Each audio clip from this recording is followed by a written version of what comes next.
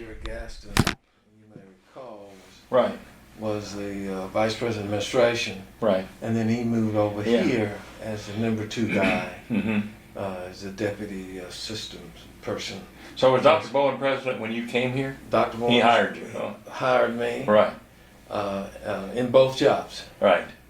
As Assistant Vice President of Physical Plan and also as the Vice President of Administration.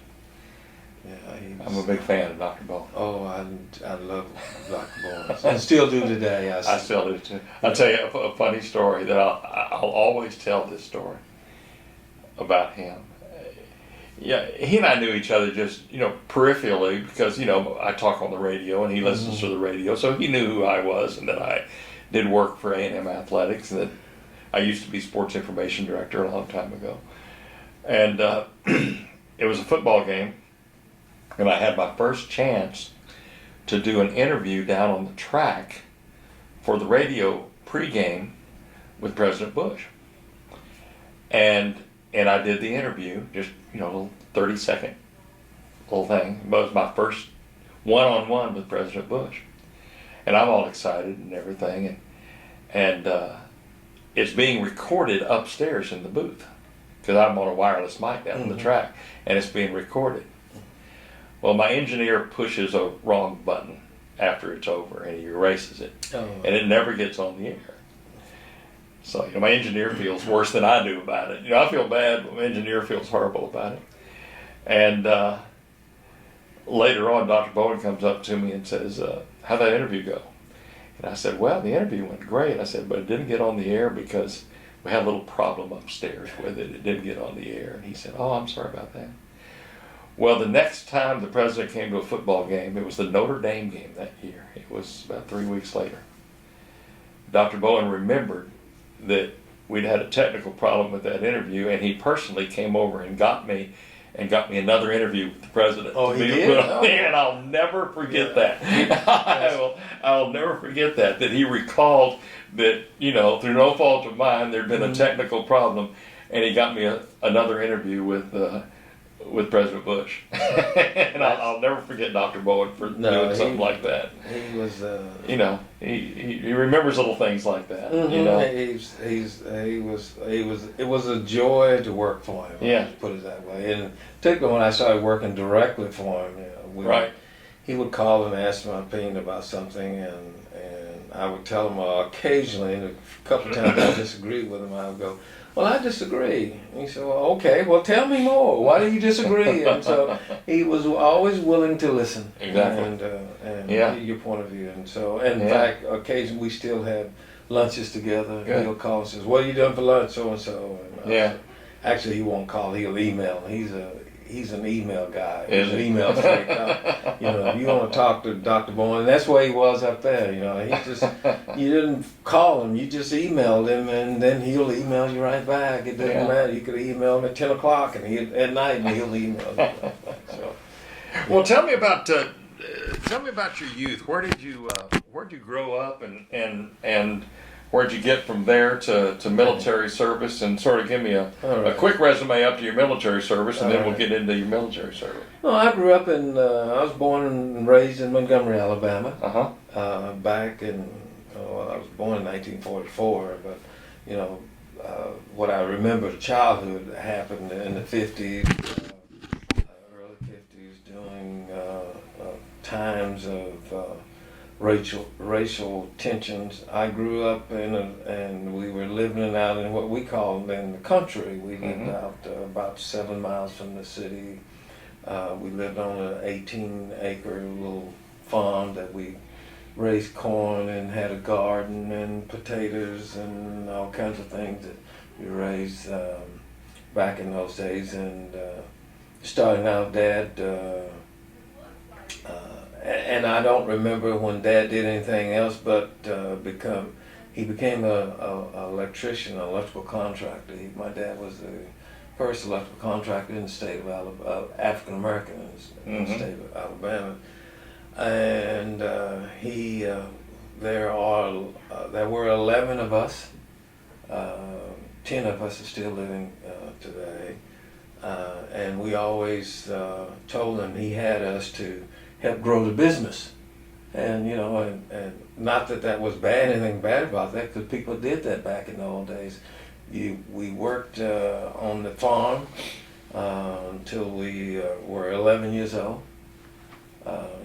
We had cows that we milked, and pigs, and that we raised for slaughter, and even some calves that we raised for slaughter. And that's how, you know, a big family like that who ate a lot, that's how they got by. And Dad was trying to grow the business. And so, but when you worked on the farm until you're 11, and then you started going with Dad, and he would put you with either him or his workers, and you would learn how to string wire underneath houses or crawl in attics and string wire. You were the kind of the gopher guy until you learned to about 15 or 16, and that's when you started, when you could get your driver's license, that's when you started your own crew. Right. And we basically wired houses.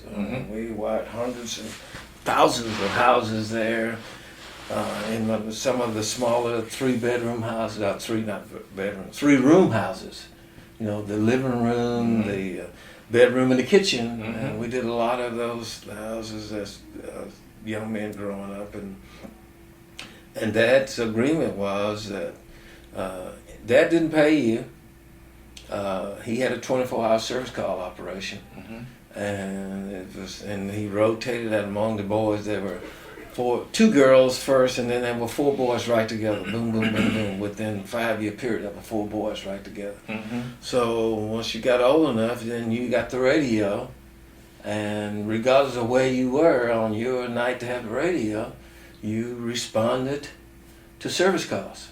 You know, somebody's grocery store lost power, or their freezer box lost power, and so you had to go. If you were out on a date, you had the radio, and that's where you went with your date. And Dad gave us the money, you know. Back and then, service calls were $5. So you go out somebody's house, the lights are out, you know, the fuse blown, they can't get it. You know, you go at $5. And you did it free, though, if you could convince them they need the house to be rewired, and that was the case in most cases. People had more appliances than they would do it. So anyway, that's the kind of we grew up. We went to school, and we had a little small school in our community. It was 3 rooms. Each room had 2 grades in it. We had 3 teachers, including the principal, and that's where we learned how basically to read and write. Wasn't a great school when you look back on it, but it was a school that taught us how, as African Americans at the time, how to survive. It wasn't Dad's expectation, but there was the expectation of the school board that you would learn how to read and write and be able to be successful within the black community. And the black community was not that successful there in Montgomery, Alabama at the time. And all this occurred, and at the time when you were growing up, then the bus boycott happened. You know, Martin Luther King had come to town. And you need to answer that. I don't know what that is. It's not mine. Is that a cell phone? Maybe it's outside. I think it must be, Okay. because it's not mine. All right. Right. And so, you know, as a young kid growing up, there were a lot of risky situations. And in Dad's particular case, Dad was a big supporter of the bus boycott because financially, but openly, publicly, he couldn't because every year he had to get his license renewed, and in addition to the bottle of the 5th of whiskey that he had to take to the guy slipping under the table, you know, he had to be very humble, and you know, you learn how to be humble. And we used to get so frustrated with him. He would go to houses of Anglo people, and the young teenage kids, he would say, yes, sir, and no, sir, and yes, sir, and go, Dad, you know, you are 50 years old. Why do you say that? He said, it's business, son. It's all about business. And those people who would treat him harshly when he went to give them an estimate, he would always stick a little more in it, you know, and got a lot of jobs just because he was African American. People thought he was cheap. And so, you know, he would go give him a price, but the people treat him nicely. And he would never he would give them a copy of the cost of the invoice. Mm-hmm. But there was never a contract. It was based on their word and his word. Mm-hmm. And sometimes it got ripped off, and you Mm-hmm. couldn't take people to court, particularly if you're African American, Yes. because then that would put a bad reputation on you. And so he put up with a lot of that, but we did fine. There were, as I said, there were 11 of us. We all went to college. 8 of us graduated from college, and the other 3 simply because they had no desire to. Mm-hmm. Where'd you go? I went to Tuskegee. Mm-hmm. My 2 older sisters went to Alabama State University, right there in Montgomery. My oldest brother went to Tuskegee, which is like 30 miles away, and then I went to Tuskegee. My brother, who's next to me, didn't register to go to school that semester, and it was Viet Nam back in the late 60s, early and late 60s. So they went out to draft him right away. Well, at the time, I was in the Air Force. I had been commissioned in the Air Force as second lieutenant, and so he called me. He said, "What do I said, go down and see your Air Force recruiter. They're not going to send you to Vietnam as a foot soldier." And so he did, and he went down and enlisted. And based on his electrical background, they put him in aircraft maintenance and electrical systems. So he did 3.5 years of that, came back, went to Tuskegee, and he met his wife, and they got married, and she was a math major in my class, but he had met her at our wedding, and they both got married, and she taught while he went to school, and then they went to work for Ford Motor Company, and they both got master's degrees. He's got his in civil engineering, and hers was in math, and he came back and started his own business, worked with Dad for a little while, and couldn't do that, and started his own business, and he's a general contractor there in Montgomery and Georgia. Yeah. And then the next brother went to Alabama State, and he was one of the ones didn't quite finish. He went about 4 years, but he stayed at home working the business with Dad. Dad had an accident, so he took over the business, and because there was still a lot of other young kids that were still at home, and so had 2 sisters following him, and they both went to Alabama State. One of the older sister didn't graduate, but the other one did, and she was a teacher for like 20 years until she died. Then the 2 brothers went, and they went to Alabama State as well, and finished there. And my baby sister went to Stanford in Birmingham. She was a music major at first, and then she went into business. And at the same time in Birmingham, Alabama, my oldest brother was an IBM. He went to work for IBM, worked for IBM for almost 30 years, and he was a branch manager there. So while she was going to college, she worked for him and changed her major and graduated from Stanford. And now she's believe it or not, she married a preacher, and they had 4 children. Right. And she raised her children. She stopped working and raised her children. And now she is a very successful real estate person there in Birmingham, Alabama. Right. So that's kind of the way the family was. We get together about once a year down in Montgomery. So you graduated from Tuskegee in when, 67? 67? And you entered the military after that? I was commissioned and went right into the Air Force. Went to Spain. Right. My first time. I graduated in May, got married in June, and was in Spain at the end of July. My bride and I. This was 67? 1967. Okay. And living downtown in Madrid, Spain, I had I left Alabama twice. Once was to go to visit cousins in New York, and the second was to go to summer training camp, ROTC summer training camp in Waco, Texas. God-forsaken place back in those days. And she had only been to Texas, and so we were both green as green could be, going to Spain. Bet. And not speaking the language, Yeah. and just being newly married, and From Tuskegee to Madrid. from Tuskegee to Madrid. And after immediately we had 11 months later we had our first child, and Yeah. then another 18 months later we had our second child. So our first two children were born there in Spain. What were you doing in Madrid? What was your... I was in military terms, I was a civil engineering programming officer. I programmed all the projects all the construction work that we were doing there at a place called Torrejon, Torrejon Air Base there in Madrid. It was, at one time we had the B-52s and nuclear weapons on them, and but that was you may have heard about a terrible accident where we had a refueling 135 and a B-52 collided in midair, and they had the B-52 was carrying nukes on it, and so there was some contamination. And then Franco, who was the president of Spain at the time, told us to take our nukes out of there. So when I got there, what Air Force base were you at? Torrejon, Torrejon. Okay. It was Torrejon. And when I got there, they only had the refueling tankers there, the big 135s tankers that they would launch out of there. And the Spanish had their I think they were F-5 fighters that they had bought from us that we had given them there at the base. But it was a very active base. It was the largest Air Force base.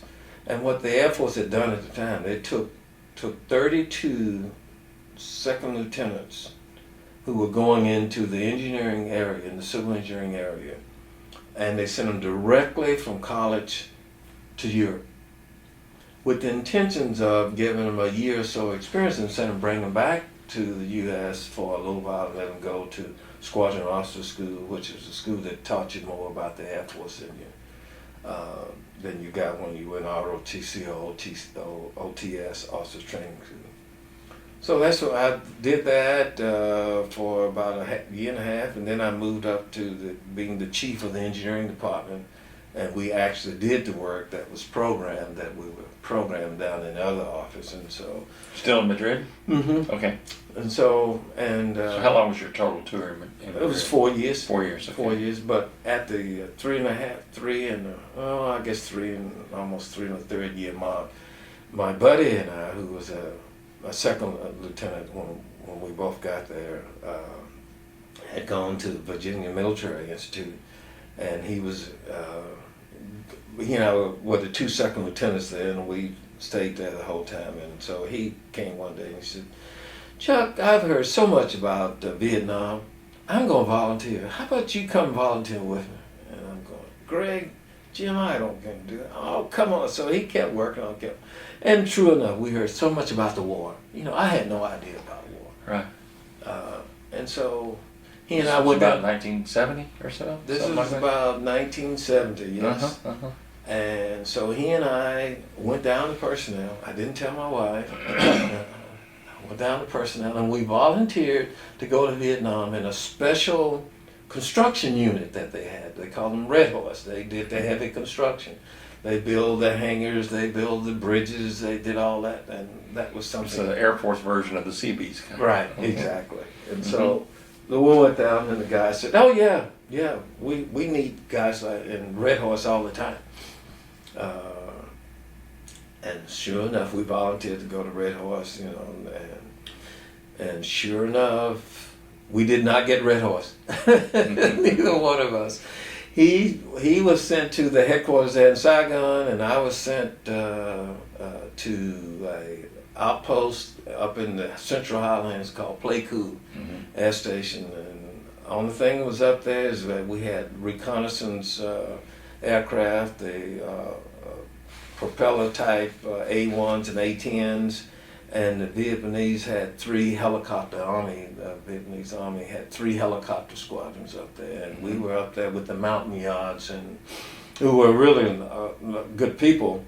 But we were up there by mostly army units. 2 Corps headquarters was up on top of the hill, and so when the North Vietnamese would shoot at the headquarters building, they would miss them, and we were down the hill, and they would land around our place. And, that was a good experience for me. I really learned how to be really scared at times when those 122 millimeter rockets started coming in on you, and they would launch them early in the morning, like 5 o'clock. And you're sitting there in your little hooch, and the trailer was there, and they would just and so you learn how to. My first experience, the first rocket attack we had, I would go jump in my Jeep and run up to the headquarters, to the command post, with my M16 and all this. So I had a master sergeant who told me, he said, "Captain, where the hell do you think you're going?" He said, "What can you do with those rockets falling on you? You better take your tail and you better stay in your hooch underneath your bed and until the rockets stop falling." And I took that to heart, because from then on, I never went out. This was the sergeant giving good advice to his captain, right? Exactly. He was my non-commissioned officer in charge. Because but we did silly things.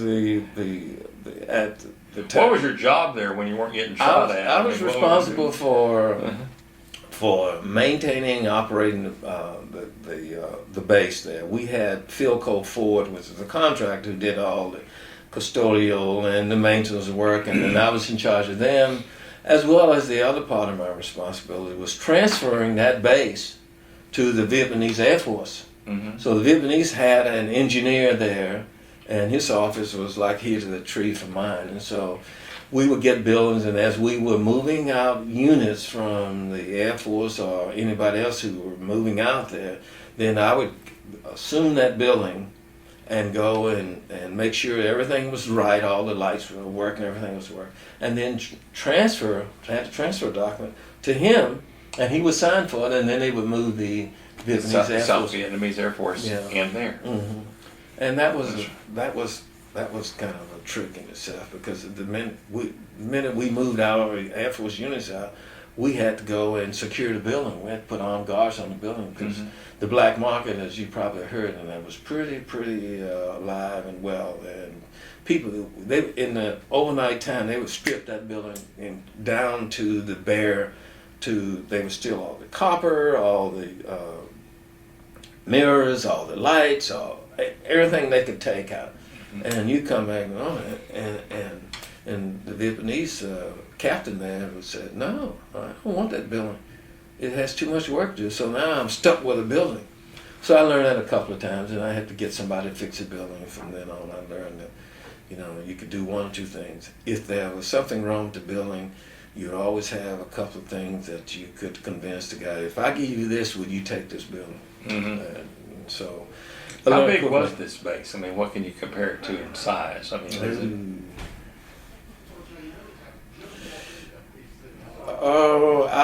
I would say that. I mean, was it like? It was about the size of Easterwood, except with more buildings on it. Okay. We had. I was going to say like A&M Golf Course or something like that, about Easterwood size, something like that. We only had a lot more buildings. Yeah, we only had one, but we had a larger ramp. I would say that's about close, about the size of Easterwood. Yeah. And what was the name of the base? Pleiku, Pleku. Right. K-U-E. So it was Pleiku Air Base. Air Base. Okay. Yeah. So then I left Pleiku. Only fortunate for me, I only spent 9 months, because that was at the same time the North Vietnamese had launched that final offensive, and they were coming down from the north, and I had one of my responsibilities was to operate a TACAN site, and that was a site where when the planes flew out of country, they had this beam that they could hone in on to get their bearings back. And it was up in the triple canopy jungle, and I had to go up there occasionally and check on. I had 2 young airmen up there running generators so they could run the TAC at the site itself, providing power. That was scary too. It was really scary going up. And so as it was this near Pleiku, or was this? It was an hour's helicopter flight away. But were you still based in Playcool? I was still in Okay, Playcool. so you can go back and forth. I would go up there By and check chopper. on them, and I would send them. They would stay up there until the war got be pretty hot, and then we would pull them out and bring them. Well, the last day before they overran the site, they were stopped at a place halfway, what we call Pontoon, and dropped off because it was hot up there. The site was hot, and the crew who went up there on the helicopter, everybody got killed. Mm-hmm. The Army crew, the pilots and the gunners and stuff, and so then we kind of closed it up when we started bringing everything back. And fortunate for me, I only had a few buildings left. My commander there was being pulled out, and they wanted me to stay another 3 months. They would think it was going to take 3 months to do that, but fortunate for me, you know, I had good relationship with the Vietnamese captain who was there, and so we accelerate the change, move of the buildings, transfer the buildings. So then I was able to come home 3 months early. So I only stayed 9 months and just enough to get my tour duty in. So I was able to come home, and from there I was assigned up to Andrews Air Force Base, and right outside of D.C. in Maryland, and that's where the president planes are kept. Mm-hmm. And so we. What year are we now? We were in 1972. We were in. So you were you went in country in what, 71 or 72? I went in country in 71. Okay, late 71. September, I think it was like Fall September. of 71. Fall of 71, and then So came out in June, in the summer of 72. Yeah, came out in April of 72. Okay. And then went to Andrews as a captain, working as the assistant director of construction management. We had a lot of construction going on at Andrews, and I was working there, helping the director run the projects that were under construction. Mm-hmm. And we had a big housing project, was the reason I was going there. They wanted me to be the project manager for that, but it had gotten delayed, so they put me in this job as assistant director of construction manager, and then I moved after about a year there to the assistant chief of the design and construction management. So I was the number 2 guy, design and construction management, basically over the engineering guys, the designers. And then I only stayed there for, I guess it was less than a year.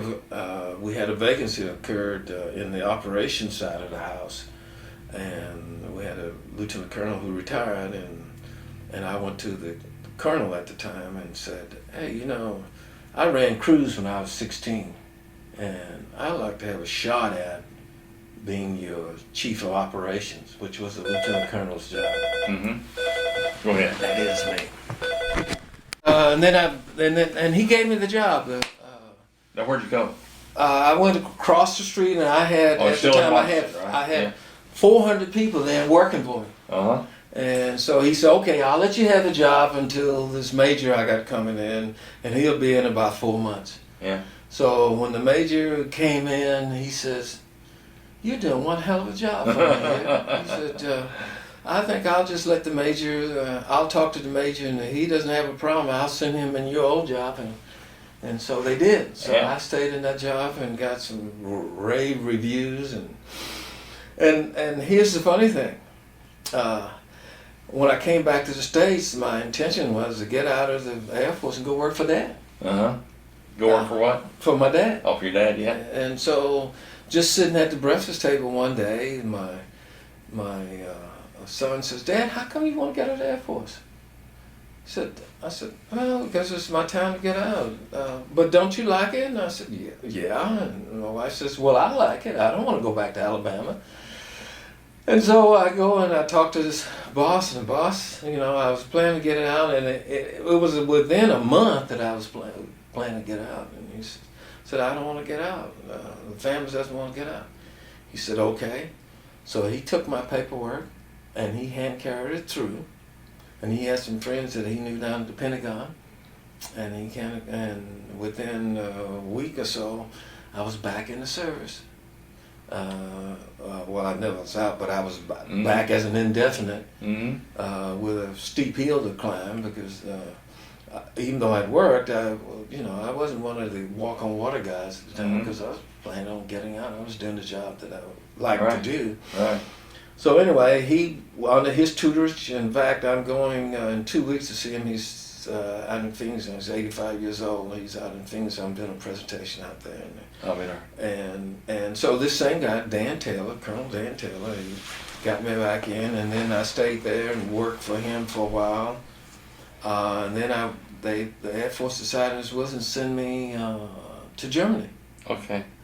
So in Germany. Now, did you say, I got to go back, you worked at the Pentagon? No, I worked at the base. Oh, at the base, okay. Now the Pentagon comes later. Oh, okay. So I went to the headquarters in United States Air Force headquarters in Europe. There, and they had moved to Ramstein, Germany, and I went there as a project officer doing some projects, some housing projects, and being the carpet czar for the whole command and all that kind of stuff. And worked at that job for about 8 months, and then one day the executive officer for this engineer there for Europe was around my office, and I said, Colonel, I don't know enough about what happens in Europe, and I know you do. And I said, if you ever need anybody to come and sit in when you're on vacation or something, let me know. And I'll be glad to come and sit in and try to learn more about what happens here in the Air Force in Europe. He said, fine, and he remembered that. And so he had passed it on to the colonel who was over the Air Force civil engineers in Europe. And so one day they called me, and I went up there and sat for a day. And they said, oh, well, we like you. So I said, fine. And then shortly after that, the colonel was transferred. The executive officer was transferred. And they said, we want you to come up and be executive officer for a while. We're going to see how much we really like you. So I did. And I did that for almost 2 years for the rest of my tour in Europe. Yeah. And had a very ambitious boss who was going to make general, and he taught me a lot. He was hard on me. He was harder on me than my father was. And so, but I learned a lot. We worked 12 hours a day and 6 hours on Saturday. And then he sat down and told me what I needed to do to be successful in the Air Force. I had to finish up my master's degree, which I started in Spain. I had to finish up my military education, and at the time it was Air Command and Staff. I had to do that because I never got a chance to get back to the States to go to any of the schools right there. So it was going to work 12 hours a day, going to school from like 6:30 in the evening until 9:30 twice a week, and working on my military education, and trying to be a father for a wife and 3 kids at the time. My third kid was born in Spain. And it was the days that I could remember, many, many days when I saw the sun go down and I saw the sun go up, and maybe 30, 40 minutes of trying to rest. Yeah. But when I look back on it, it was a really tough time, but I was very proud of able to do that and get the degree and get the military. So this was at Ramstein, right? This was at Ramstein. Yeah, okay. And from Ramstein, at the time my mother had been diagnosed with cancer, and she was in the latter stages, but it was time for me to rotate back to the States, and I wanted the kids to get back to the States too, because they had only spent that 3 years at Andrews, the 2 oldest ones, and the youngest one was born. So I thought getting back to the States, seeing the parents, see the cousins, and so the Air Force was very kind to me, and they gave me an assignment in Montgomery, Alabama, a place called Gunter Air Force Station there, and as the base engineer. And basically what it was a bedroom community where most of the folks who went to school at the Air War College and a school in residence there at the Air War College stayed, and as well as some storage facilities we had there. So I went there, but unfortunately my mother passed away before I had a chance to get there to spend some time, and before she had a chance to spend time with the grandkids. But anyway, I go out and it says, okay, I'm there with the family. All the families there. We had lots of fun together. And then, and I said, okay, I'm gonna buy a house. So I got permission to move off the base to go buy a house. Since I wasn't going into the place in the next 2 years, they told me. A month after I bought the house, I got an assignment to Chanute Air Force Base in Illinois, in Rantoul, Illinois. If you can't nuke them, Chinook them. It was one of the worst reputation. I had one of the worst reputation of any base in the country, other than maybe Minot, which is in South Dakota, and those kinds of places. And I went to Chanute and worked for the highest ranking female general in the Air Force. Her first name was Norma Jean. I can't think of her general, the general's first name. Anyway, I went there and I said, ma'am, and I did everything I could do to keep from coming to this station, to this base. And I said, but I want you to know that I'm here. I'm going to do everything I can do to do a good job. And she said, that's fair. A lot of people don't want to come. She said, but I talked to your General Ellis he sent me a bunch of resumes, and yours was the one I chose, which I did not know. So we got along great, and I ran the fire school, the DOD fire school, and it was one of those odd assignments that they give to civil engineering guys. And just as they assigned it to the engineering guys, and I was lucky enough to get the assignment. So we did a lot of good things there, and then I continued my military education there, completing Air War College in seminar, and got involved in the community, did a lot of community things and things that the general liked to do. She liked to get involved in. So one day I told her I was going to... What year are we now? I like to sort of keep up chronologically. Okay. You were in Chanute. I was in Chanute from 7 to 8 to 80. 7 to 8 to 80, 81. Okay. Did you take your family with you to Chanute? Okay. Yeah. What'd you do with the house? You sell it or rent it out? Or actually, I sold the house to my brother. You sold it? Okay. He bought the house and he moved his kids in. Okay. But and we did. Let me back up. I rented the house for 4 years. Right. And then I sold it to my brother. Then you sold your brother. Okay. Because when I moved from Chanute to Illinois, the house was still. But when I moved from Chanute. Well, anyway, I'll remember it in a minute. Okay. But anyway, the house was rented, and it stayed rented. It must have been 5 or 6 years the house stayed rented, and I had good tenants. But I went to Chanute, stayed on base.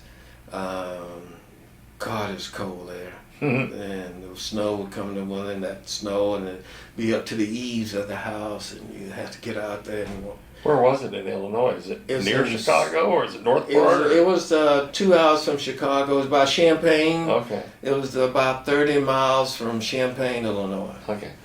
From the University of Illinois there.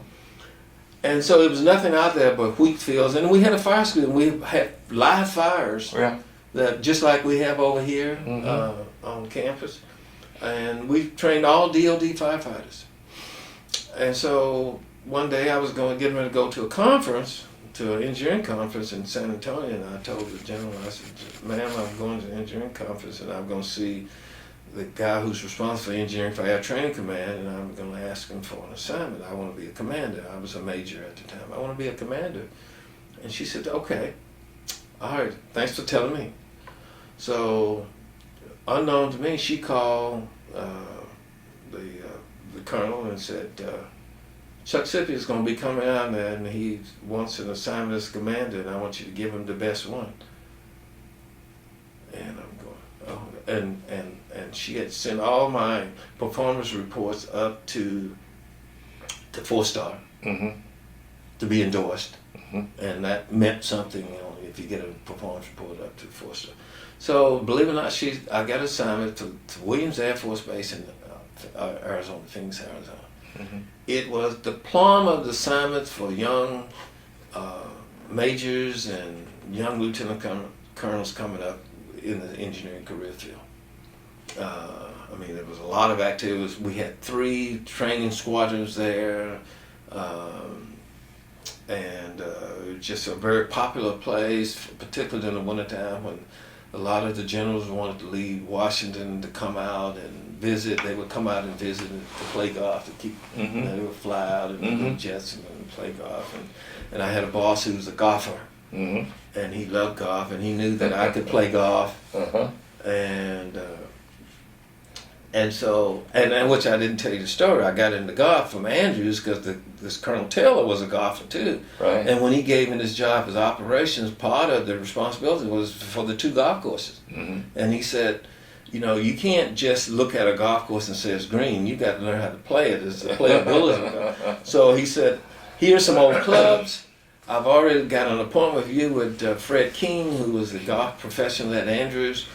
And he said, go see him. And he's only going to charge you like $10 an hour to help you. And that started my launch to my golf career. But anyway, when I got to Williams, I was a pretty good golfer. And so General Jackson used to love to go play golf around the Phoenix area. And so when he was base commander and I worked directly with him, we played. And then he got promoted to wing commander.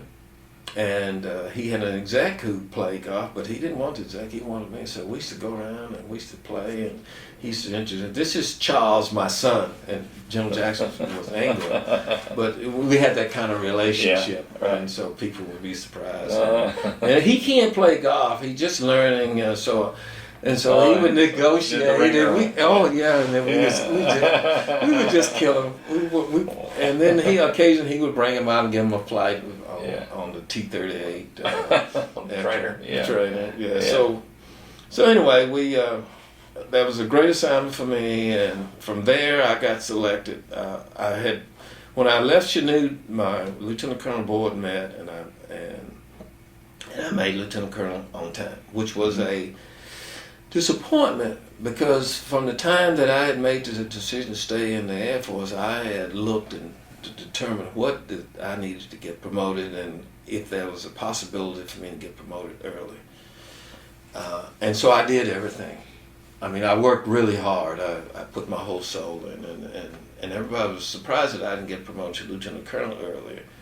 But surprise, surprise, when the colonel's list came out, which I had no idea that I was even eligible for full colonel, I made full colonel 2 years early. And I'm going, and there were 2 colonels selected at Williams. One was over one of the squadrons, the flying squadron, and the other one was me, and I had made it 2 years early.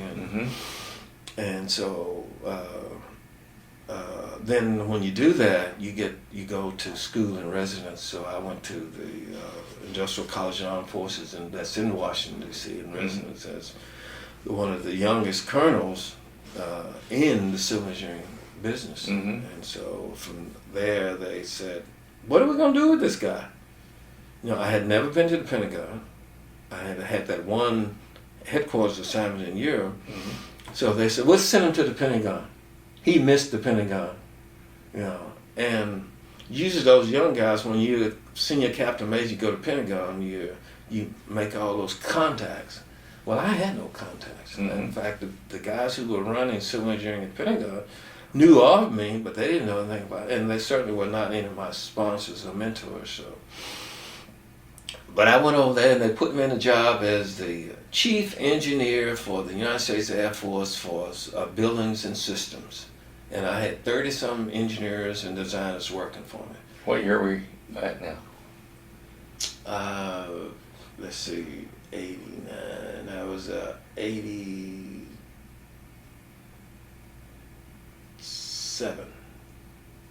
Okay.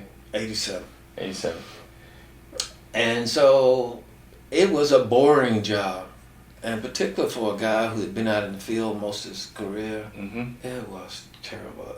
These guys would sit down, and the Air Force would buy a system, and then they would sit down and put together the specifications to how to maintain that system. And so those guys would sit down, they were specialists, and they would sit down and do that. And, they would come up with specifications that thick. And so then my job was to sit down and read it and see if I can find something wrong with it. Well, day after day after day after day. And it was a job they normally give to a colonel who was on his way, getting ready to retire. And it certainly wasn't a job for a young upstart colonel. So I've talked and I talked and I talked, and so finally they said, no, we're not going to move you.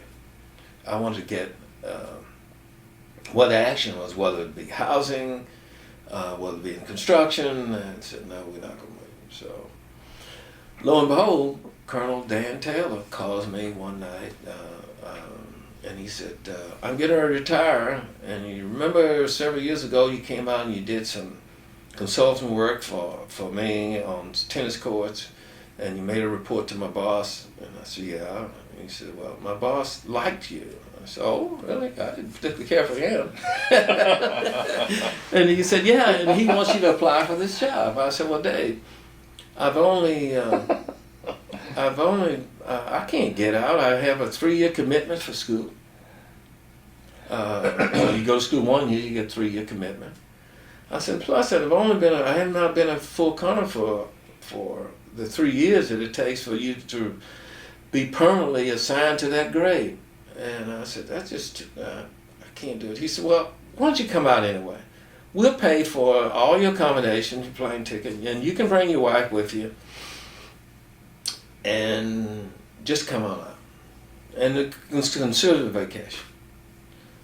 So I said, okay. I said, but I got to go tell the bosses that this is what I'm going out there for. So I did. I went and told them. This is back in Arizona? No, this is at the Pentagon now. I'm at the Pentagon. Yeah.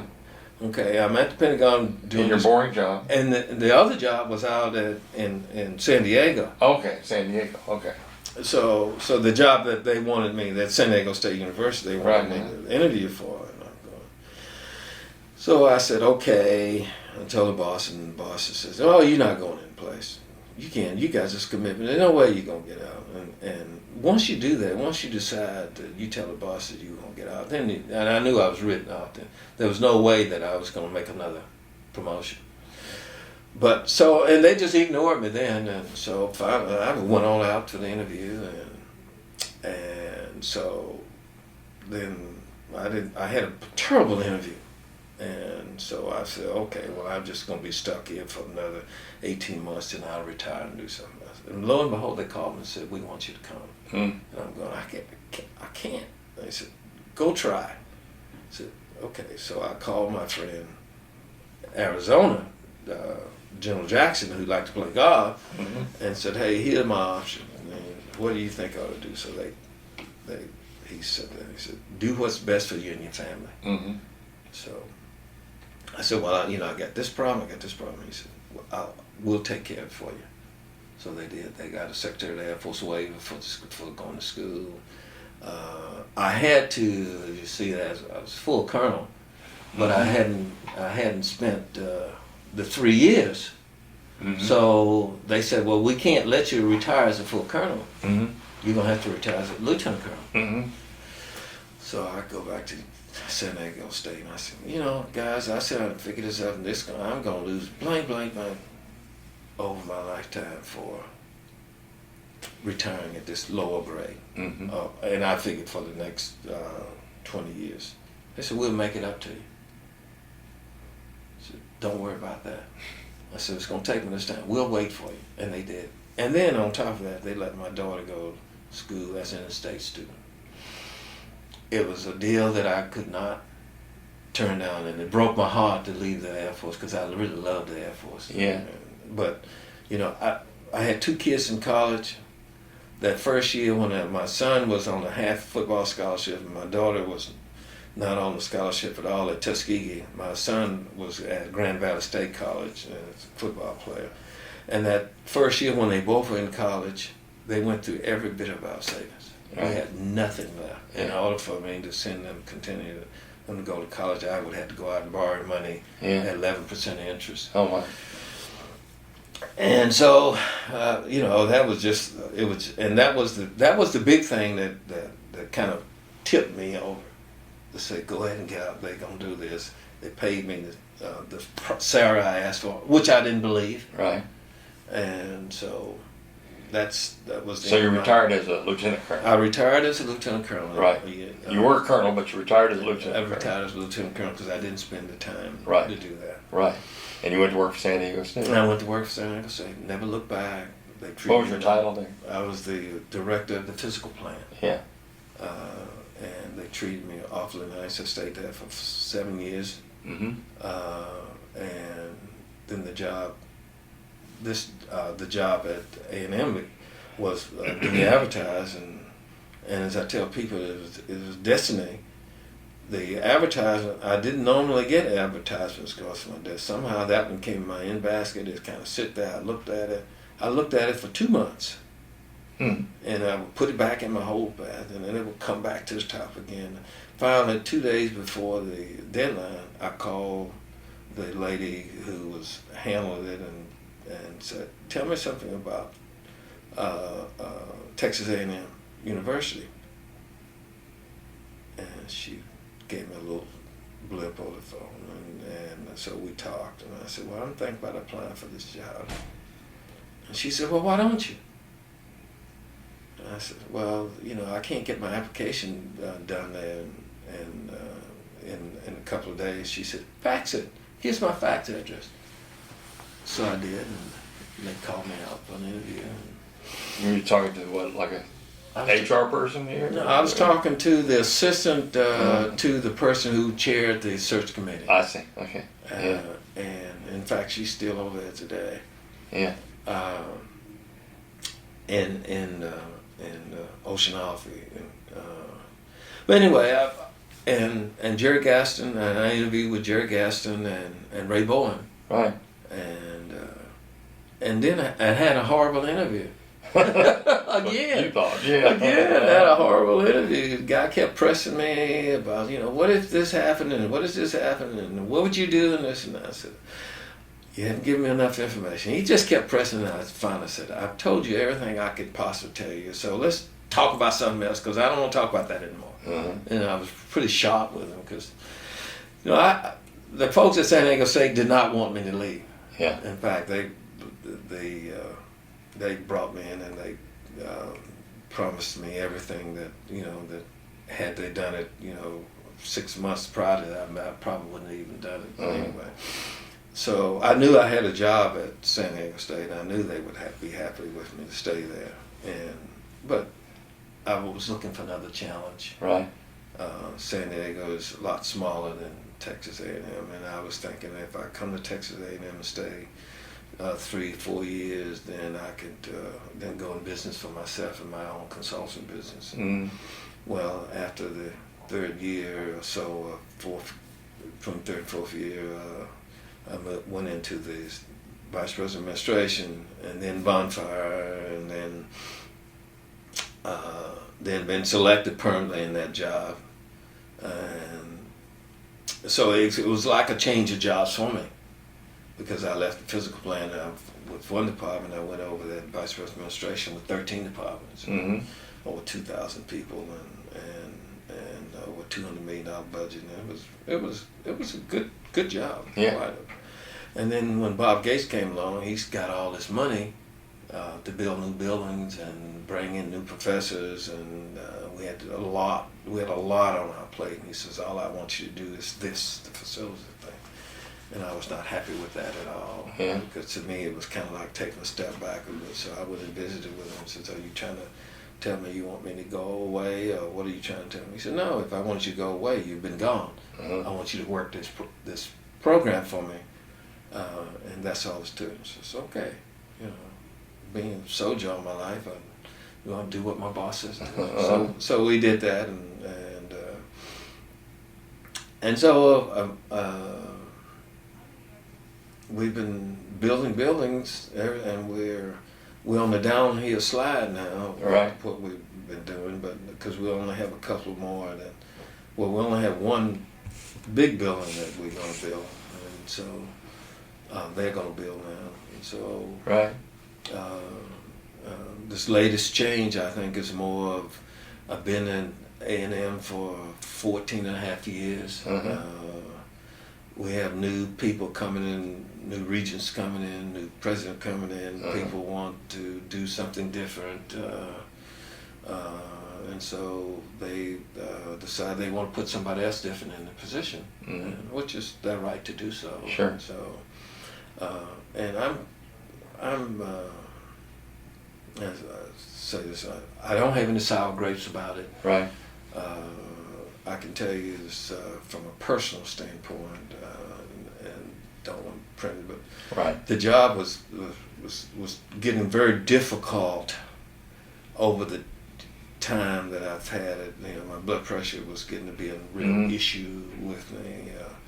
You know, I got my cholesterol squared away, my blood pressure was, and you know, with African Americans, you know, blood pressure. You know, I have high blood pressure. It runs in my family. My brother has had a heart attack, you know, and all those things. You start thinking about your health. Oh, sure. So it's just one of those things where I'm thinking about, when am I going to retire, or what am I going to do next? And so this move that they made was kind of a nudge over, and I'm okay with it. You're 65. I'm 65. I'll be 66 in September. And so this gives me a chance to do what I thought I was going to do after 3 or 4 years coming to A&M. That is, now I'm learning how to do things myself on the computer, you know, because I had 2 assistants over there, and they did all that stuff. I'm back doing things with the campuses, I'll be assessing the physical plant operations at the campuses and at the agencies, and this is what I wanted to do as a consultant. I have my own LLC, so I figure a year here or so, then I'll have a chance to decide whether you want to consult or go out. Consult, whether I just want to retire or what I want to do. You can retire and then consult if you want, or you know, you can work your consulting around your tea times. Yeah, exactly. Exactly. That's the ultimate goal right there, right? Exactly. Yeah, I can't play golf 7 days a week. I know that. That's just not in my makeup. But I would. You're not like John David. You can't play 7 days a week. No, I could play 3 and keep my interest peaked.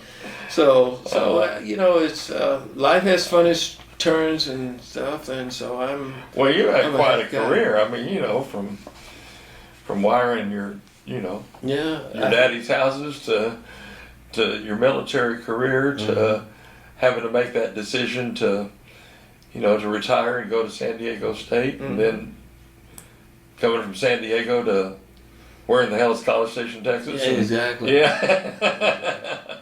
I mean, that's and I think people understand what goes on in a big university when you have change in leadership, and obviously this school has been through a turmoil as far as changes of leadership all the way from when Dr. Gates came in and left, and then so people go with the change. The other good thing is Bo and Laughlin are friends. We've been friends for over 7 or 8 years. When the hurricane came through Galveston, right. The next day, Bo and Laughlin, I went with Bowen back up to Galveston to see what it was going to take to get us back in operation. Right. So and we still are friends. Yeah.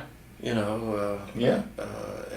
people. I don't want people to have a bad attitude about Bowen because I think he's going to be a really good president.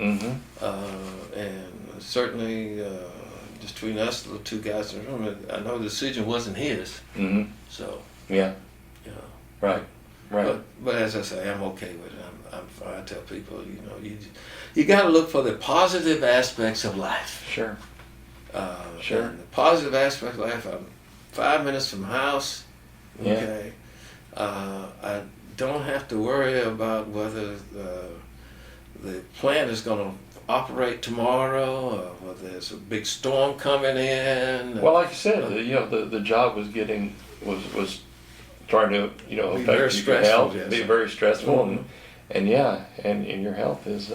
I looked over these pictures one time, and